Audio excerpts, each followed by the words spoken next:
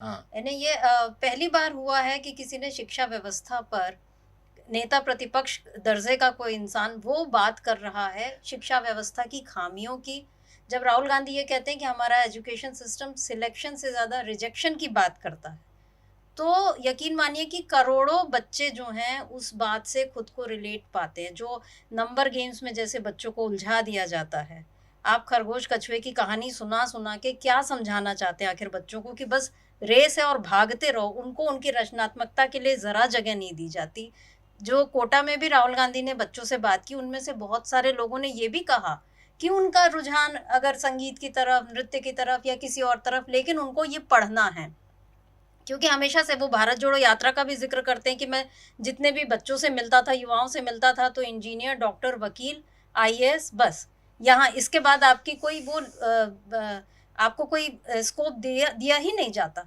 तो ये हमारी शिक्षा व्यवस्था की बहुत बड़ी खामी है। और जैसे हमारे बहुत मोहन भागवत हैं या बहुत सारे जो हिंदूवादी नेता हैं, या वो लोग कई बार कि महिलाओं को ज़्यादा बच्चे पैदा करने चाहिए और हिंदू धर्म में हमको बच्चे बढ़ाना है। इनको बच्चे बढ़ाना है, इनका फ्यूचर इनको नहीं मालूम कि क्या होगा। वो काँवड़ लेके जाएँ या वो मस्जिदों के आगे नाचें, या फिर वो कहीं भी बैठ के हनुमान चालीसा पढ़ें, ये इनको मंज़ूर है, लेकिन बच्चे आगे जाके करेंगे क्या, इसकी कोई प्लानिंग इनके पास नहीं है। और बहुत सारे जो पेरेंट्स हैं, सिंगल फैमिलीज़ होने लगी, न्यूक्लियर फैमिलीज़, और उसमें भी अब वो ये कह रहे हैं कि भाई एक ही बच्चे को हम अच्छे से पढ़ा लें, यही बहुत है, उससे ज़्यादा का हम खर्च उठा नहीं सकते। तो ये आपके देश में कैसी विडंबना बन चुकी है, और इस बारे में कोई बात कर नहीं रहा था।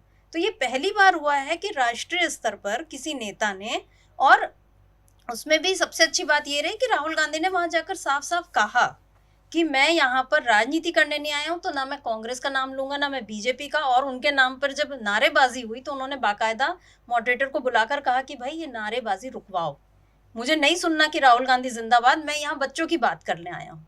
तो ये कहने का साहस तो कोई दिखा ही नहीं सकता। अभी हम लोग देख रहे हैं जो एंथ्रोपिक के जो सीईओ हैं, उन्होंने जो ये कहा है कि मोदी ने हम लोगों का हाथ पकड़ के, और एआई समिट में एआई समिट में जिस तरह से बहुत मजाक उड़ रहा उस मजाक चीज उड़ रहा का। है। और वो ब्लूमबर्ग की जो एंकर है वो हंस रही है कि कैसा प्रधानमंत्री, मतलब जो आपने तमाम सीईओ को बोला कि आप हाथ उठाकर और एक साथ हम फोटो खिंचवाएं, तो एआई समिट जैसी गंभीर चीज को भी मोदी ने अपना प्रचार तंत्र बना लिया। वहां राहुल गांधी ये कह रहे हैं कि नहीं, मेरे नाम के नारे मत लगाओ।